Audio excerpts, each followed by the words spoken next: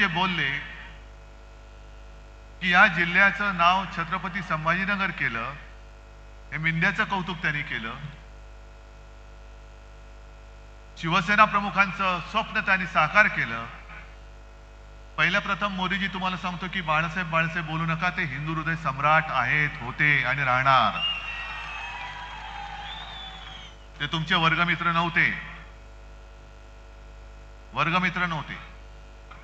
पण त्यांच्या आठवणीसाठी सांगतो की छत्रपती संभाजीनगर ह्या संपूर्ण जिल्ह्याचं नामकरण हे मी मुख्यमंत्री म्हणून माझ्या शेवटच्या कॅबिनेटच्या बैठकीत केलेलं आहे.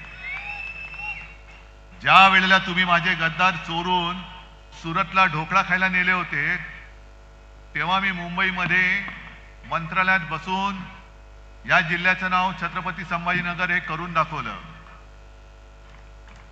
बरं, हे तर ठीक आहे. जर मोदीजींचं म्हणणं असं असेल की छत्रपती संभाजीनगर हे नाव त्यांनी केलं, तर मग मला सांगा, छत्रपती संभाजीनगर आहे कुठे आलं हे? कारण जर का आपण मतदारसंघावरती लक्ष दिलं, लोकसभा मतदारसंघ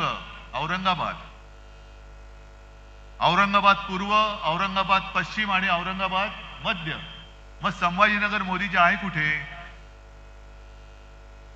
ज्या तत्परतेने तुमचा जो नोकर निवडणूक आयोग त्याने माझ्या पक्षाचं नाव चोरून दरोडेखोरांना दिलं, ती तत्परता अजून तुमचा नोकर निवडणूक आयोग माझ्या जिल्ह्याचं नाव छत्रपती संभाजीनगर करायला का तयार नाहीये?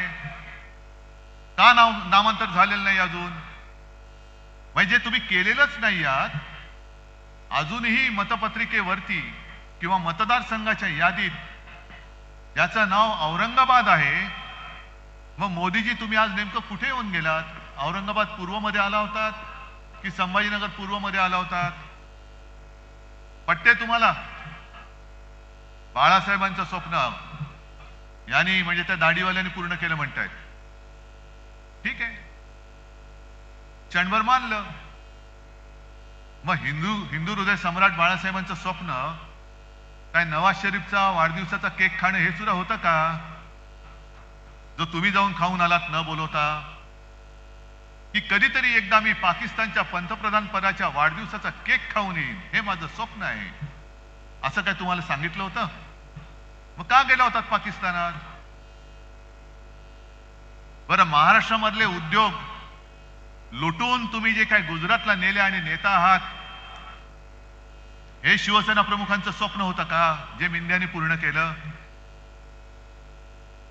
मी मुख्यमंत्री असताना आणि आपलं महाविकास आघाडीचं सरकार असताना याच संभाजीनगरमध्ये मेडिकल डिव्हाइस पार्क आणत होतो.